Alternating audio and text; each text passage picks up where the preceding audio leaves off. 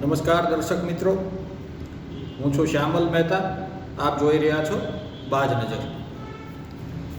મિત્રો, આપણે ત્યાં એક કહેવત છે, આંધળું ઓકે અને 10ને રોકે. વિશ્વમાં આજે કંઈક આવી જ હાલત છે. સત્તાના મદમાં અંધ બનેલા એક એવા શાસકે વિશ્વને આજે અરાજકતાની સ્થિતિમાં ધકેલી દીધું છે. સમગ્ર વિશ્વ જાણે કે બાન બની ગયું હોય તેવી સ્થિતિનું નિર્માણ થયું છે. આપણે વાત કરવી છે મધ્ય પૂર્વની અંદર ચાલી રહેલા ઇઝરાયલ, અમેરિકા અને ઈરાનના યુદ્ધની. આ યુદ્ધને કારણે સમગ્ર વિશ્વમાં અરાજકતાનો માહોલ પેદા થયો છે. આ યુદ્ધની શું જરૂર હતી? તો વિશ્વની એકમાત્ર મહાસત્તા એવા અમેરિકાના રાષ્ટ્રપતિ પદે બેઠેલા વ્યક્તિનો અહંકાર કે તેનો ઈગો, તેનો મદ, તેના કારણે આ બધી વિકટ પરિસ્થિતિઓ સર્જાણી છે. કોઈ અણઘડ અવિચારી વ્યક્તિના હાથમાં ખૂબ બધી તાકાત આવી જાય તો તે શું કરી શકે, કેવી ખાના ખરાબી સર્જી શકે, તેનું જીવંત ઉદાહરણ અમેરિકાના રાષ્ટ્રપતિ ડોનાલ્ડ ટ્રમ્પ છે.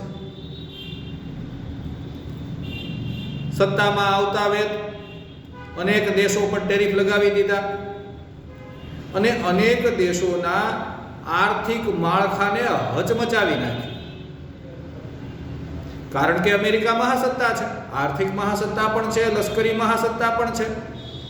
એટલે તેમના દ્વારા ઉઠાવવામાં આવેલું કોઈ પણ કદમ, કોઈ પણ પગલું વિકાસશીલ દેશોના અર્થતંત્ર માટે અર્થક્વેક એટલે કે ભૂકંપ સમાન હોય છે. તેમની ઝપટમાં ભારત પણ આવ્યું. તેમણે ભારત પર પણ બહુ મોટા ટેરિફ લગાવી દીધા. તેઓ દબાણની રાજનીતિ કરી રહ્યા છે. પરિણામે આવે કે સામેવાળા દેશને તેઓ સરેન્ડર કરવા જાય, તેમને પર દબાણ મૂકે તો તે દેશનો શાસક પોતાના જ દેશમાં અપ્રિય થઈ જાય. તેમની જનતાને એવું લાગે કે અમારો શાસક એ દેશના સ્વાભિમાન સાથે સમજૂતીઓ કરી રહ્યો છે. આવું અનેક દેશોમાં થયું. ત્યાં આંતરિક અરાજકતા સર્જાય અને જે તે દેશને ખૂબ લાંબા ગાળાનું નુકસાન થઈ જાય. આવું તેમણે અનેક દેશોમાં કર્યું. પછી શું થયું? તેમના જ દેશની સુપ્રીમ કોર્ટે તેમના અવિચારી પગલાંને રદ કરી દીધું તો ટ્રેડ વોરનો અંત આવી ગયો. પરંતુ ત્યાં સુધીમાં ઘણું બધું નુકસાન થઈ ચૂક્યું હતું. આ અવિચારી શાસકના પગલાઓ એટલા વિચિત્ર અને એટલા ખાના ખરાબીવાળા હોય છે કે ભારતના મજબૂત ગણાતા વડાપ્રધાન નરેન્દ્ર મોદી પણ વારંવાર તેના કારણે મુશ્કેલીમાં ફસાઈ જાય છે. એક વાત અલગ છે કે ભારતની વસ્તી, ભારતનું બજાર કે ભારતની વર્તમાન ઇકોનોમીને કારણે આપણે ટકી રહ્યા છીએ. પરંતુ નાના અને નબળા દેશોની તેમણે શાનભાન બોલાવી દીધી છે.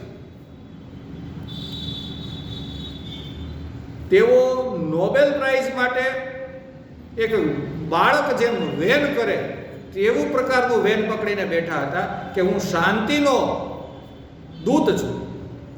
તો તેમણે જે આ ઈરાનમાં હુમલો કરીને બતાવ્યું કે તે કઈ પ્રકારની તેમની શાંતિની માનસિકતા છે. તેમને દિવસ ઉગે ને નવા તરંગો ઉત્પન્ન થાય છે.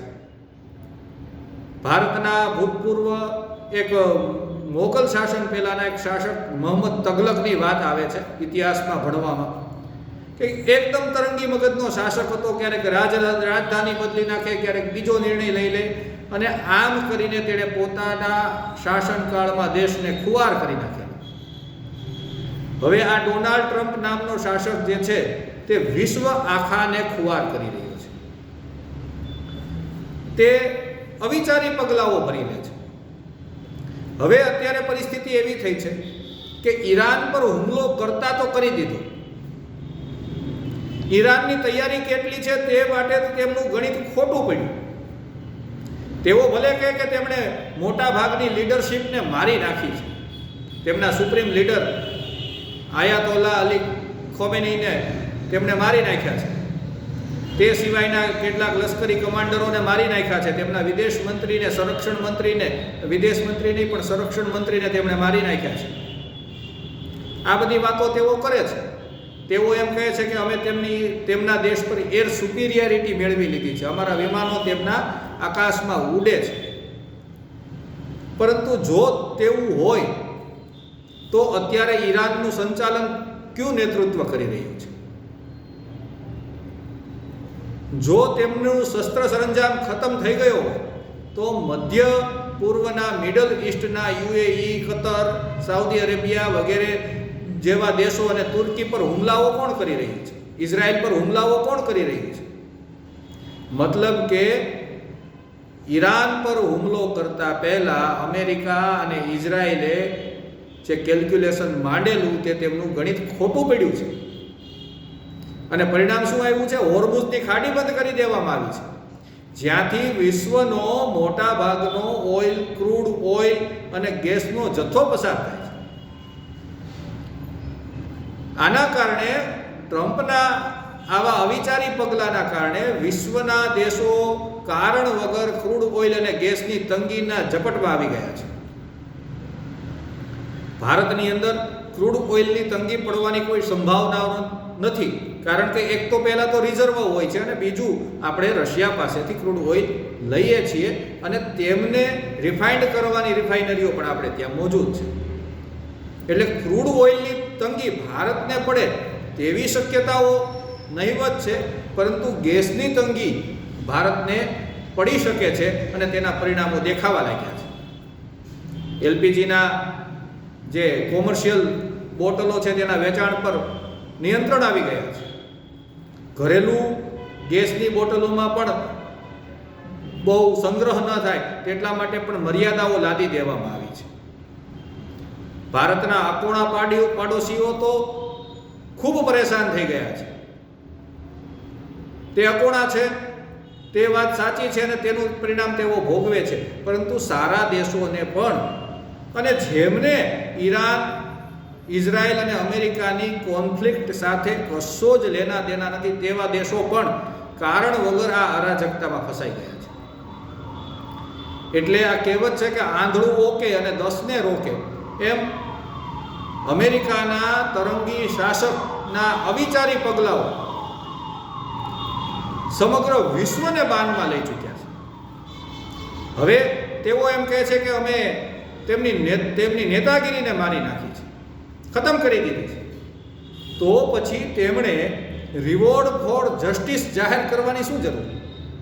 રિવોર્ડ ફોર જસ્ટિસ એ એવી વસ્તુ છે કે ઈરાનના નવા સુપ્રીમ લીડર જે આયાતોલ્લા અલી ખોમેનીના દીકરા છે તે સહિત 8થી 10 જેટલા જે તેમનું નેતૃત્વ છે તેમના પર લગભગ $10 મિલિયન નું ઇનામ જાહેર કરવામાં આવ્યું છે. તેમની માહિતી આપે તેમના માટે. તો આ લોકો કોણ છે? ઈરાનનું નેતૃત્વ જ છે. તેમને ખતમ કરવામાં આવે તો કદાચ ઈરાન શાંત પડે કે તેમના પર કબજો થાય તેવી તેમની ગણતરી છે. હવે તે તો તેમના કબજામાં નથી અને ઈરાન સતત હુમલાઓ કરી રહ્યું છે. અને આ યુદ્ધ જો જેટલું લાંબુ ખેંચાશે તેટલી અરાજકતા વિશ્વમાં આવશે તે નક્કી છે.